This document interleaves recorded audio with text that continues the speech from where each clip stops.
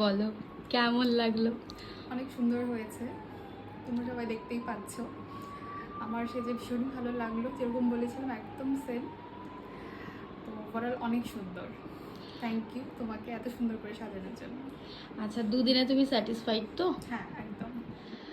আচ্ছা, তো social media দেখে আমাকে বুকিং করেছিলে, এক্স্যাক্টলি।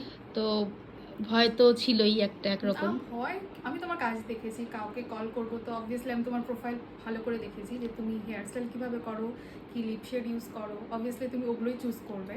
তো আমি তোমার পুরো প্রোফাইল দেখেছি, তুমি কীভাবে কাজ করো, দেন আমি ডিসাইড করেছি হ্যাঁ এইগুলো আমি চাই এরকম। আচ্ছা, অনেকেই আমাকে বুকিং করে কলকাতা থেকে বা আমাদের উত্তরবঙ্গ থেকে, আমাকে অনেকে দূর দূর থেকে বুকিং করে। তো তাহলে বলছো যে তারা ঠকবে না আমার কাছে? একদমই না। ইভেন আমি তো ফার্স্ট যে ভিডিওটা দেখে বুক করেছিলাম, আমি এটা ভেবেছিলাম যে এটাও মেবি কলকাতারই কোনো আর্টিস্ট হবে। আমি ভাবলাম তাও ঠিক আছে, তাও আমি একবার লোকেশনটা দেখে আসি। তো যখন আমি দেখলাম ধূপগুড়িতে, আমি অনেক এক্সাইটেড ছিলাম। দেন আমার টেনশনে ছিল বুকিং পাবো কি না, কারণ আমি অনেক কম টাইমে বুক হ্যাঁ করেছি। হ্যাঁ। সো ফার্স্ট টাইমে ভেবেছিলাম তুমিও কলকাতারই হবে, আমি তোমাকে বলবো, তো তুমি বলবে না আমি কলকাতার হবে না।